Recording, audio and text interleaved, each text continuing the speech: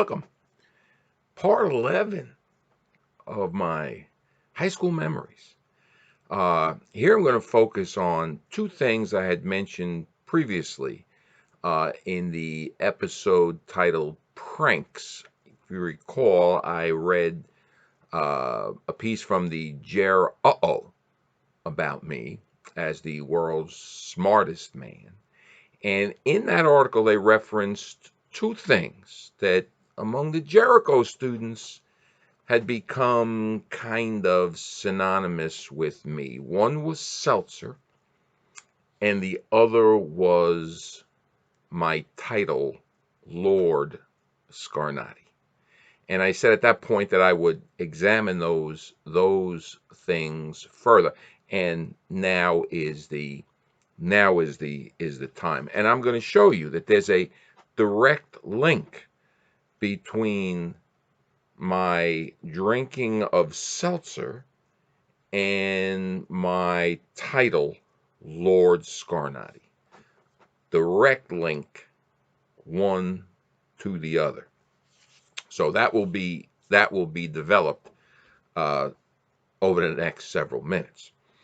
So I want to start. I'm just going to show a group of photos taken of me in my classroom, room 266, the social science research lab. And what you're going to see in those photographs is the ubiquitous seltzer bottle on my table. And students like to ask me all sorts of questions about seltzer, and I became a leading expert in their eyes anyway on seltzer. So take a look at some of these photos.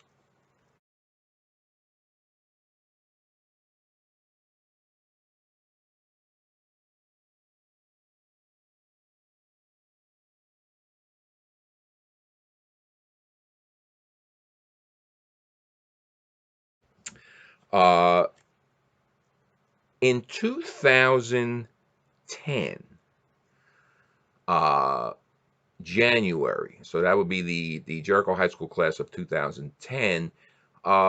They decided they wanted to get me a gift. I had these students, many of them in freshman year, sophomore year, junior year, and senior year. Certainly all of them at least sophomore, junior, and senior year. So, you know, we become somewhat close and friendly and so forth. And these kids were just they all of them were just they were just so terrific. I mean, there were many days at the end of the day where I sat back in my chair and said, I can't believe that they're paying me to do this, because it was just pure joy. So in any event, class decides they're going to get me a gift. And what do? They go to the local supermarket and they buy up every bottle of vintage seltzer that they could find. So they emptied the shelves of vintage seltzer, and they kind of paraded into the classroom. They were my first period class, and they kind of paraded into the classroom carrying shopping bags filled with vintage seltzer. And they just came and they kind of piled them on the table in front of me and said, "Here, Mr. Scarnati, here's all the vintage seltzer we could find, and we think it's a year's supply, or a supply that will take you through to the end of the year." And it was just a very, very sweet thing to do. And that was uh in 2010. Uh the next year, the students also wanted to get me a gift. So this tradition began in 2010. So these kids come in. And again, I always had this class was first period. They come in and they bring a couple of bags of seltzer. Not a lot, maybe 2 dozen bottles of seltzer. Not a lot. That's quite a few. And they pile them on the table. Oh, very nice. And then another student, 90% sure it was Harrison Tract, uh, comes through the door, and he's got a refrigerator on his shoulder. One of those old dorm room refrigerators. and he's got one, a black one. And he says, where do you want this, Mr. Scarnati? So I point to a spot where I knew there was an outlet behind me. And he puts it down, and then he says, this isn't just a refrigerator. This is for you, and this is what we call the researcherator.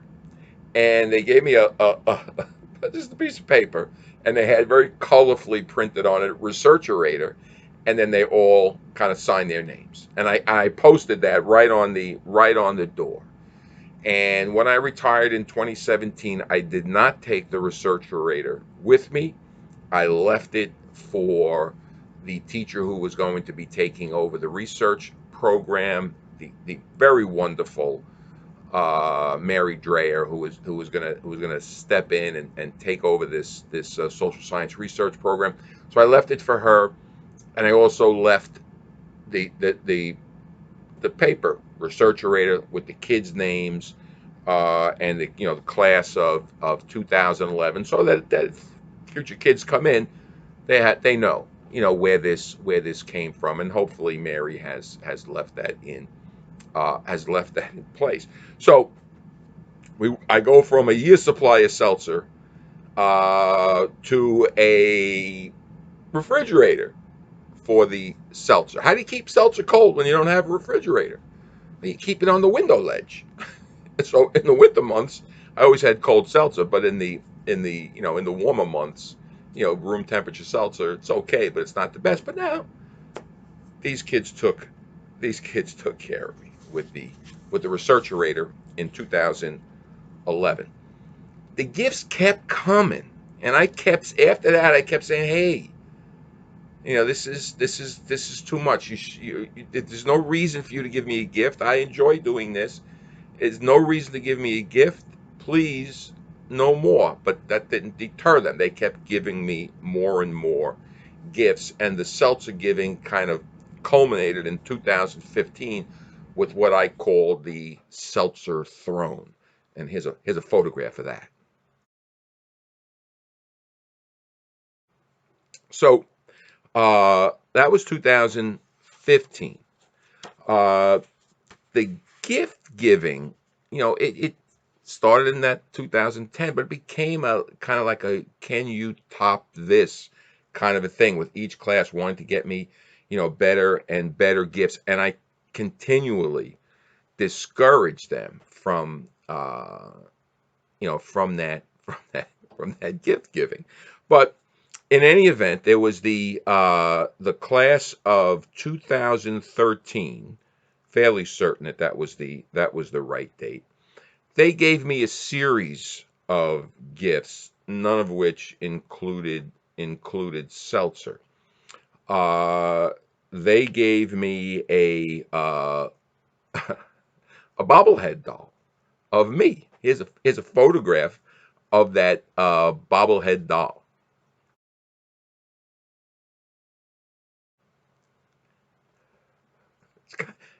It's kind, it's kind of a pretty good likeness, isn't it? A little freaky, a little freaky. I always get this in the classroom, and the kids over the years always got a kick out of the bobblehead.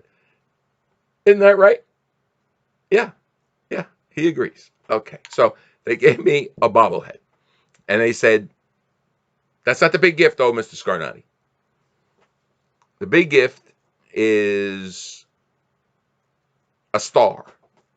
They bought a star, an actual up in the heavens star for me.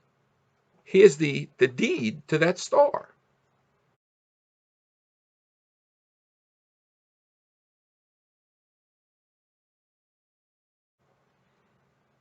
Yeah, the Starnati. It's an actual thing.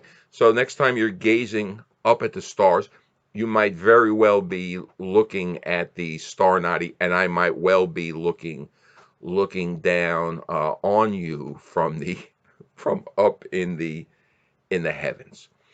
Uh, the class of 2015, who gave me that big seltzer throne, those were the only. there was a group of kids in there. I think it was three of them who listened to me. So I don't want a gift. And I had always told kids that, over the years, I'd given, I had charities that I would give to, and I, those are the gifts. If you ever wanted to get me a gift, you do something charitable, in my name. That would be a wonderful gift. So this group of students in 2015 gave me this.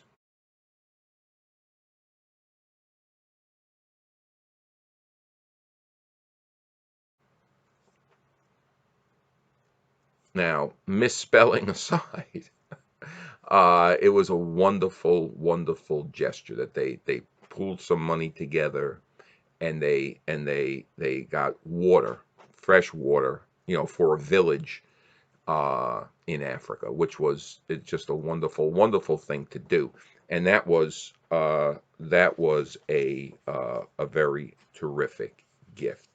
But if I may ask the Jerry Seinfeldian question, what's the deal with seltzer? Why is seltzer such a big deal with my students and myself? Well, uh, as I was thinking about this, something dawned on me that I'd never really connected before.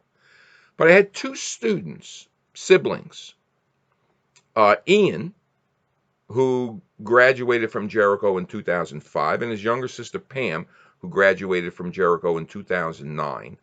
Uh, Wonderful kids. They were two of my very favorite students. Now, I don't have a favorite student. I have hundreds of favorite students, and these two were certainly they were just absolutely wonderful. I think Ian ended up going to the London School of Economics, and Pam ended up attending Barnard. Their dad was a professor, I think, at NYU, and we became friends. He would always come in a parent times, and we would talk. He was a really nice guy, just a gentleman. And why am I talking about them? What was their last name? Seltzer. So, favorite students of mine, the Seltzer siblings. Coincidence? Ah, I guess. But it was kind of an odd thing, and I never put that together until just a day or two ago. So, uh, seltzer became this fascination, and as I said, I drank vintage seltzer. But if you remember the I had switched from vintage to White Rock because there was an issue with vintage seltzer.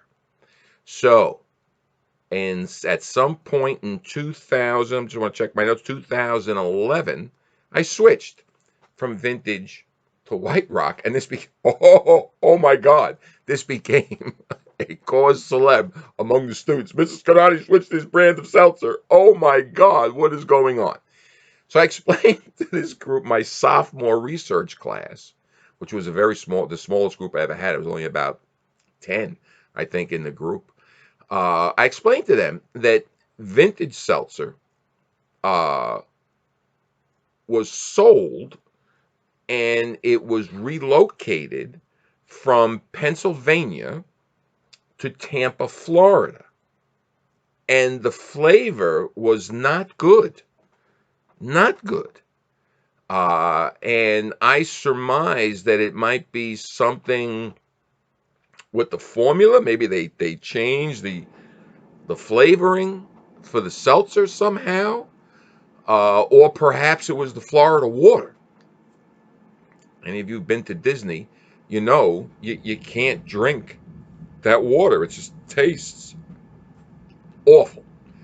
So I'm telling this to the students, and one of the kids, and I forget his name, he immediately gets onto his computer, and he searches for vintage headquarters, contact us, and he rips off an email to to vintage saying, uh, long time customer, long time a customer of Vintage Soda.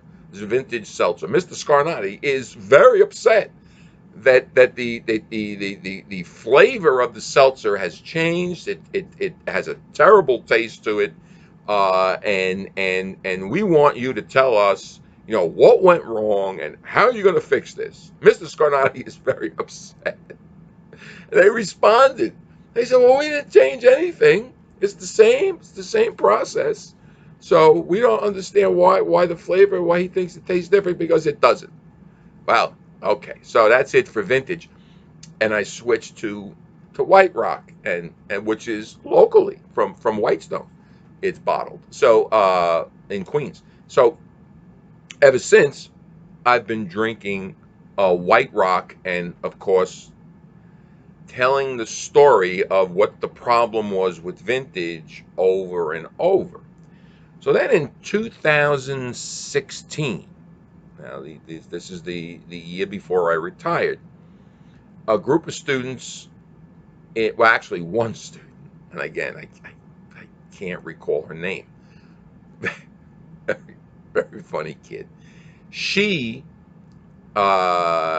said, "There's no way that you can tell the difference between seltzers.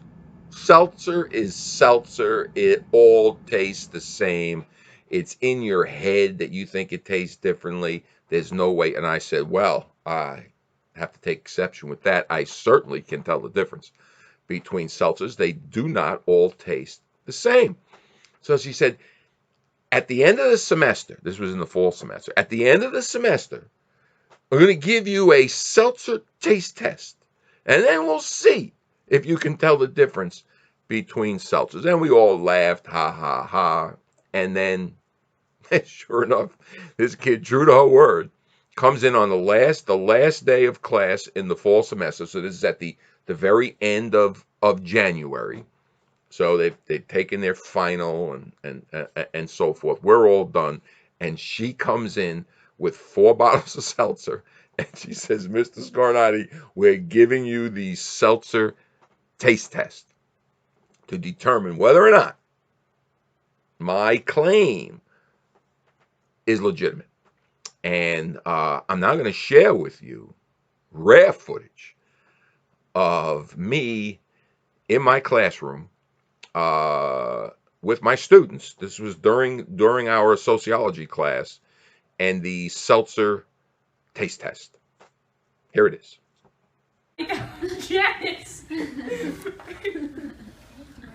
Okay. I hear a lot.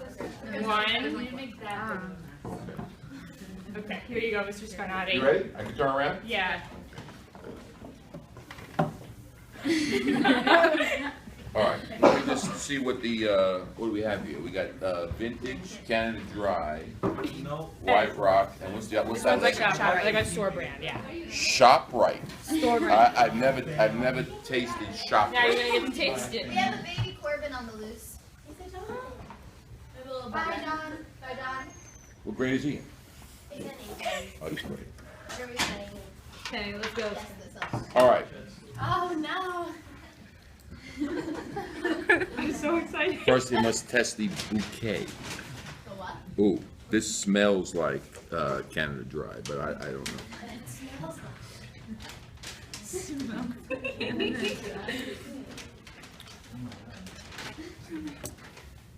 I'm gonna cleanse my palate With a different flavor. with orange seltzer.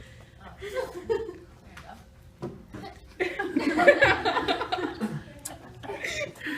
you ever go to wine tastings? Ever go like a vineyard, go to wine tasting, and you get these people that think they're so slick? Oh, bouquet is lovely.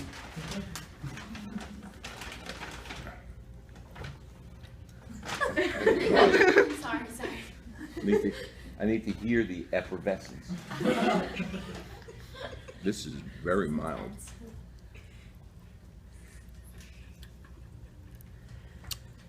That one's not bad. It's not bad. Not bad. Oh. So when you go to wine taste, they have crackers and little chocolates to cleanse the palate. Everything is the last day, so you can do whatever you want. We do research all the time. This isn't research. Oh, okay. No, you may. Thank you. You may. I'm up to number 3. Yes. Another mild one.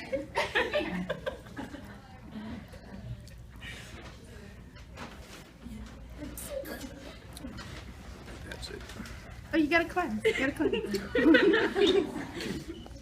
Thank you. Does it really taste different? I don't believe it. Me either. I'm taking. Well, this one's clearly different than these two. This one had hardly any flavor. This one had a little bit of flavor. They look the same. Well, all seltzers do. This one's a little more flavorful than the other. Are they all the same flavor? Yeah, raspberry. These 3 are very similar. I'm going to say that number 2 is the White Rock. Am I correct? Incorrect. No. Is it 3 or 4? Yes. It's 3. Yeah. It's 3. Yes, I They do were- it. They were. What's 2? Choose vintage. 2 is vintage. Wow. And he didn't like vintage. Oh, Mr. Scarnati. Whoa. Let me see this vintage. I have to see this now. Are you sure about this? I'm positive. We wrote it down. You want a clean cup? Here's a clean No, cup. no. I want to see something. I want to see. What do you see? No, still in Tampa. What do you see? Tampa, Florida. I'm looking for see where it's produced. It's still produced in Tampa. They must truck the water in now from elsewhere. Okay, Well, so I thank you. failed. I failed the test. What do you think? This was Canada Dry, wasn't it? Yeah. Yes. That's that We one. couldn't believe when you got it. Everyone was like, oh my god. It's But sweeter, these right? 3, are, yeah, much more flavor in the Canada Dry.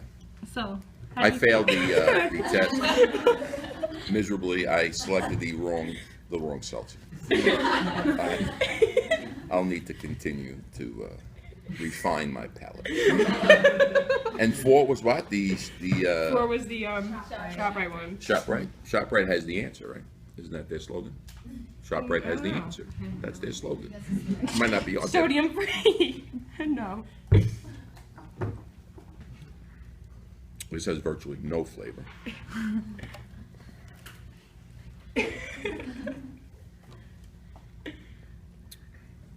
This has a little more flavor than that. You're gonna be making a switch of your brand of seltzer? This actually is not bad. The vintage raspberry Here, is it's not, all yours. You can have Mr. it. is not bad. It's all yours. Smile to the camera with it. Look what I won. Awesome. Okay. Thanks. Thank you. Who wants seltzer? Yeah, I failed. I failed the taste test, but I did pretty good. I don't know if you caught it on the video, but that first seltzer that I took a whiff of is, oh, this has a lot of flavor. This must be the Canada Dry, which I got right, and the girl was like, oh my God, he could tell just by the scent. He doesn't even have to taste it. So. And of course, you saw the horror of horrors. I picked the vintage as the best tasting seltzer. So I lost a lot of credibility with the seltzer taste test. Now, I'm not going to say that ultimately forced me into retirement the next year in shame, because it didn't. But nonetheless, it was quite the shock. And now I still drink White Rock, but if the store I shop at is out of White Rock or out of the White Rock flavors that I like, I'll buy the vintage because it tastes almost the same. It tastes the same to me, obviously, as White Rock. Now, I know what you're thinking. Hey, you said that there was a connection between seltzer and your title, Lord Scarnati. I haven't shown you any kind of connection. So now I'm gonna have to go back and talk about the title and then you'll see the connection between the Seltzer and the title, Lord Scarnati.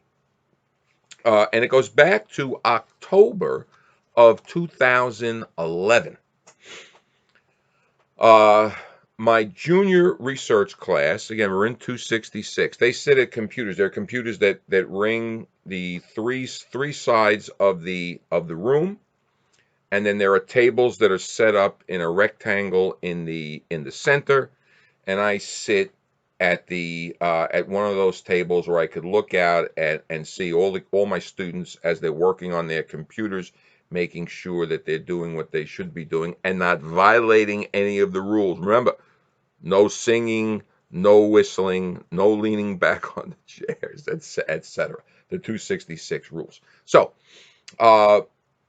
they're working on their Intel projects, very high level research projects that they're going to enter into the Intel competition, which used to be the Westinghouse competition, now has become the Regeneron competition, but it's all the same thing, and it's a very high level original research competition. And part of the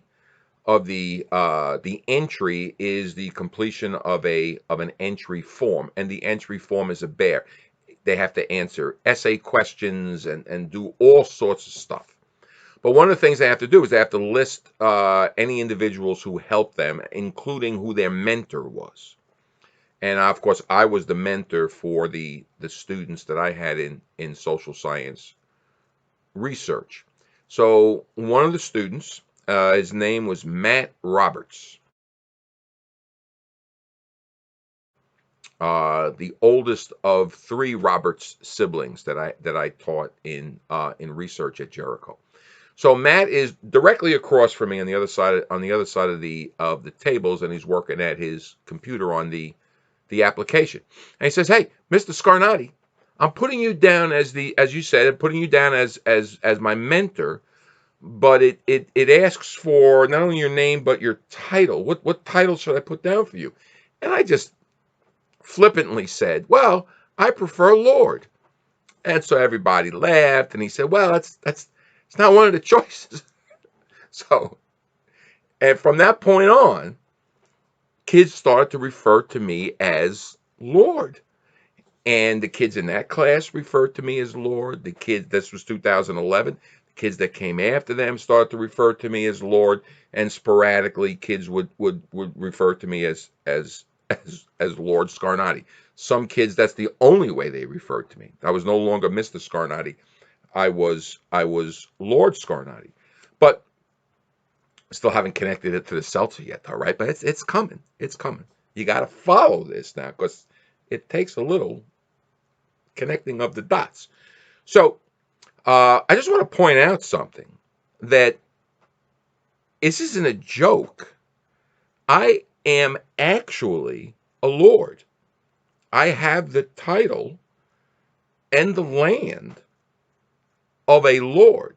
And I'm going to give you, proof of this. This is not just something that's made up. So I have a sticker that says, "I'm a lord." Is that enough proof? Do you have a sticker that says that you're a lord? I don't think so, but I do, because I'm a lord.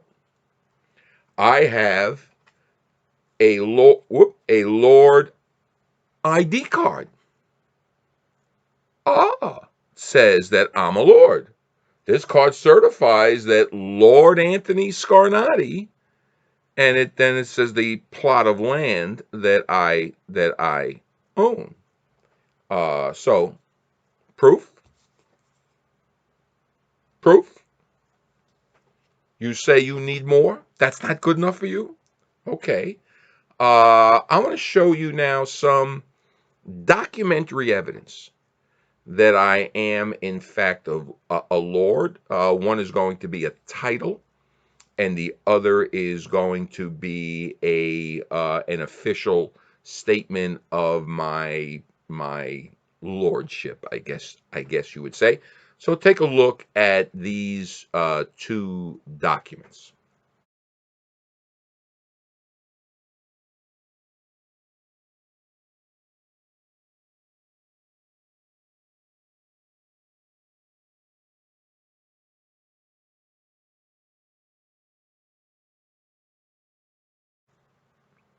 So uh, the documents, and I've had them framed, and I keep them, of course, in my office. You might have seen this in the background.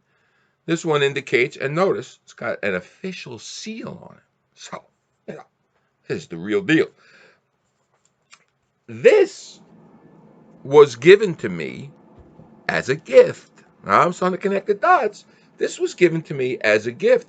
Here's the other master title deed that I have, also with an official seal. So it's the real deal.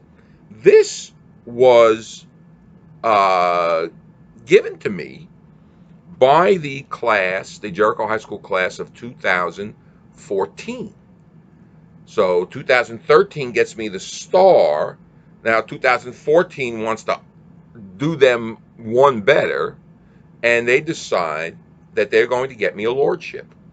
So they purchased land for me in Scotland, and along with the land comes the title Lord of Glencoe, which I can now use if I so desire. In fact, they suggest that I renounce all other titles and just simply go by Lord uh, Anthony Scarnati of Glencoe. I haven't done that, but so there is all that proof. I also have, if that's not enough for you, I also have this nameplate. Take a look at that. So that's, I keep that right up above me. I guess you can't see it because the chair is blocking it, but I keep that right up above me. So this is a real thing. In fact, one of the students who was in on the purchase of the land when he was in college, his younger sister Haley was one of my students. He was doing a year abroad in England, and he wanted to visit. He wanted to visit the land, so I had to send him the all the information about where the land is, and it's a 1 foot plot. So it's a 1 foot plot. So I told Haley, I said, yeah, Eric can go visit, but when he's there, I'd appreciate it if he would cut the grass, because who's taking care of this? I don't know. So now you still might not be convinced with this documentary evidence that I have provided for you. So I'm going to give you further proof that this is, in fact, the case, that I'm an actual Lord, and I'm going to use the most trusted voice in America, and really perhaps the most trusted voice in the world in terms of providing truthful information to verify that I am in fact a Lord. So take a look at this. Alexa, who am I? I think you're Lord.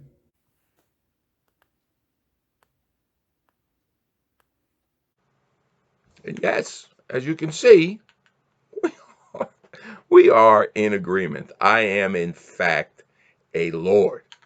Uh, so uh, I want to kind of conclude this piece about the Jericho students and their gifts for me and so forth. This is all from my research students with a thank you note, and I've gotten many of these, and I've kept a couple. I don't keep all of them, but I kept this one. I just want to read this because it kind of demonstrates what the students at Jericho thought of me, and then there's a piece at the end that further supports the lordship reality. So this dear Mr. Scarnati, now he didn't use Lord. He typically did not use the title, but other students did. He says, I can't believe that it's already been 2.5 years since I first stepped into room 266. When I had originally made your acquaintance, I remember how intimidating, ruthless, unsympathetic, and menacing you seemed. Me, ruthless, unsympathetic, and menacing. He says, now, after having been under your tutelage as a sophomore, junior, and senior, I realize how this initial impression couldn't be farther from the truth. Parenthetically, although you still can be scary at times. Students have told me this over the years. Humorous, witty, even charming. These words reflect your veritable personality. On top of that, you truly care about your students and care about others. You have taught me compassion and humility, showing me the importance of service to those in need of help and the value of being an involved, informed citizen in society. I've had so many laughs and so much fun in your classes while I gathered invaluable, indispensable nuggets of wisdom. It has been an absolute pleasure and honor to have been your student, and I hope you understand how much of an indelible impact you've had on me. Thank you so very much. And in the words of Christopher Chen, another student in that class, all hail Lord Scarnati. Sincerely, Jean Lee. Christopher Chen was one of those students that always referred to me as Lord Scarnati. And he, by the way, Christopher Chen was the first one that ever taught me about Bitcoin back in 2000. What was that? 14, I guess that was. And hopefully he's made a mountain of money out of that in Bitcoin. He probably has. So the Jericho students were very, very good to me. They were just a wonderful, wonderful group, or I should say groups of students that I had there. But I want to end this at this part with a oh, by the way, so I'm going to put it all together for you. The Lord and the Seltzer. It all has to do with the gift giving. The gift giving originates with the Seltzer in 2010, buying out all the Seltzer in Jericho and bringing it to me, so I would have Seltzer to drink for the rest of the year, and how that morphed into more and more Seltzer giving, the refrigerator, other gifts like the bobblehead and the star, and then finally the lordship, the land, the title. It all kind of comes from that original group in 2010 who brought me all that Seltzer. So that's how you connect the dots and have this straight line from Seltzer to Lord Scarnati. Pretty clear to me, anyway. Now, I want to leave you with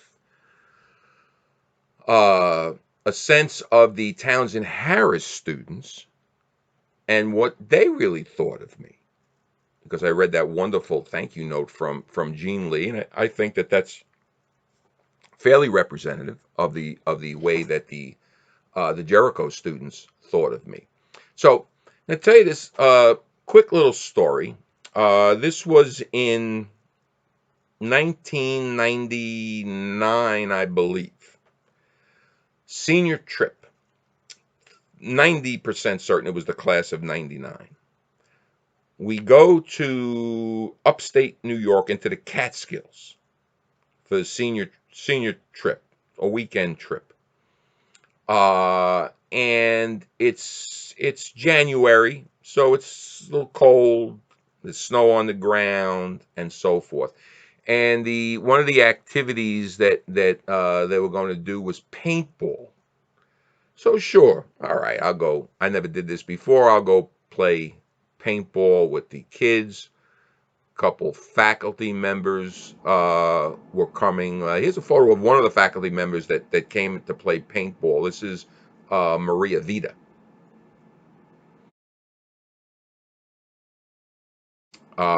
Very sweet young teacher, but when it came to paintball, she became a commando, and she was unbelievable.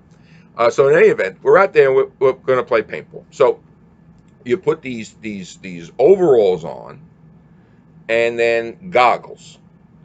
Now I guess it was an unusually warm day in January. The temperatures were probably in like the low 40s. The snow that was on the ground had gotten kind of slushy. And so between the warmer than normal temperatures and the melting snow, it was almost like a fog that was over the paintball. I don't know what you call it, battlefield. And so you're on two different teams, and the idea is you got to capture the other team's flag, you got to get across, and so on and so forth. So we go out to play. Okay, fine. So as I'm walking out there, I'm thinking, this is probably a mistake. After about 10 or 15 minutes, I'm wearing glasses and goggles. The glasses fog, the goggles fog, and now I'm virtually blind. We're in this field. There are trees, there are tree limbs that are down on the ground, there are boulders, there are ruts, and so forth. And I'm kind of trying to see where I'm going. I'm blind. I step on something, a log, a boulder, and I twist my knee and my back. So my back is killing me, and I hurt my knee. So now I'm like blind and crippled. And of course, I get shot. So, boom, the paintball. Now, once you get shot, that's it. You're dead. You're supposed to head back to the trailer and turn in your paintball stuff. So, fine, because I was done. I can hardly walk. My back is killing me, and I'm blind. So I put my hands up, and I'm gonna try to stumble my way to the trailer to turn my stuff in. So now the lovely, wonderful Townsend Harris students, they see me blind, crippled, in pain, and trying to make my way off the battlefield. And so what do? They open fire, and I'm getting pelted with paintballs. Boom, boom, boom. Everybody. I think people on my own team were also shooting at me. And if you ever play paintball, you hit with paintball, there's a little bit of pain. In fact, one of the students got hit like right above the goggles, right between the eyes, and he got this giant welt on his head. He had it for the rest of the weekend, and it looked like he had a third eye. So there's nothing to trifle with. But here's, Mr. Scarnati, our favorite. We love Mr. Scarnati. And instead of helping me off the battlefield, they just opened fire on me. And I'm getting pelted with these paintballs. So, uh, I guess it was done out of affection. I suppose. Although I'm not really certain of that. So that's the story of the Lord and his seltzer. So have a wonderful week. I am going to do one more, and then I'm going to go on hiatus for a period of time. But I will be back next week. So you'll see me next week. So have a great weekend. Enjoy yourself. Take care.